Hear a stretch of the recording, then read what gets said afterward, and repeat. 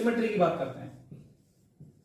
और सिमेट्री का चलो मतलब क्या होता है, सिमेट्री का चलो मतलब क्या होता है। देखिए सिमेट्रिकल फिगर या सिमेट्री का मतलब ये होता है कि जब भी आप फिगर को देखें, चाहे आप किसी भी एंगल से देख रहे हो, अभी मैं सर्कल की वजह से बात कर रहा हूं, अगर मैं एंगल की बात कर रहा हूं तो मैं भी सर्कल की बात कर रहा हूं, सिमेट्री ऑफ सर्कल को मैं यहां पे डिफाइन कर रहा हूं।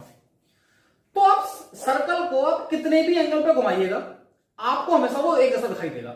ठीक है, जैसे लेट से ये हम लोगों ने एक छोटा सा सर्कल बनाया, अब इस सर्कल को कहीं से भी घुमा के देखना, 2 degree, 5 degree, 10 degree, 20 degree, 50 degree, 100 degree, 120 degree, किसी भी एंगल पे आप इसको घुमा के देखना, ये आपको हमेशा क्या दिखाई देगा, सर्कल दिखाई देगा। क्या दिखाई देगा भैया, हमेशा आपको ये सर्कल ही दिखाई देगा, किसी भी एंगल पे से घुमाए। तो इसीलिए हम लोग ये बोलते हैं कि यहां पे जो सिमेट्री निकल के आती है। और देखना एक और चीज, सिमेट्री भी दो तरीके की होती है, एक होती है रोटेशनल सिमेट्री, एक होती है लाइन सिमेट्री। इसको मैं मेंशन कर देता हूं यहां पे। सिमेट्री दो तरीके की होती है, एक आपके पास होती है रोटेशनल सिमेट्री और एक आपके पास होती है लाइन ऑफ सिमेट्री। ठीक है भैया, बात समझ आती है क्या?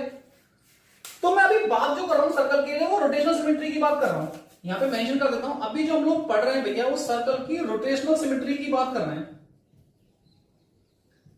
कि भैया मैं सर्कल को किसी भी एंगल पे देखूं, किसी भी एंगल पे सर्कल को हमेशा मुझे जो देखना है वो सर्कल ही दिखाई देगा, चाहे एंगल फिर उसमें मैं कुछ भी यूज कर रहा हूं। ठीक है, ये बात समझ में। इसीलिए ये बोला जाता है कि जो सर्कल की रोटेशनल जो सिमेट्री होती है ना उसको हम लोग कंप्लीट बोलते हैं, कंप्लीट रोटेशनल सिमेट्री बोलते हैं। क्यों? क्योंकि आप किसी भी एंगल पे घुमा रहे हैं ना आपको हमेशा वो क्या दिखाई देगा, सर्कल दिखाई देगा। ये बात समझ में आती है क्या? तो सर्कल की जो रोटेशनल सिमेट्री भैया वो कैसी है, कंप्लीट रोटेशनल सिमेट्री है।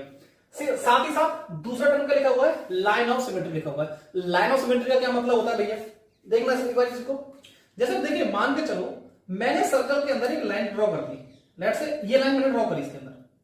अब यहां से सर्कल दो इक्वल हिस्सों में डिवाइड हो गया, और आप ये भी जानते हैं क्योंकि भैया ये डायमीटर तो भैया किससे पास हो रहा होगा, सेंटर से पास होगा।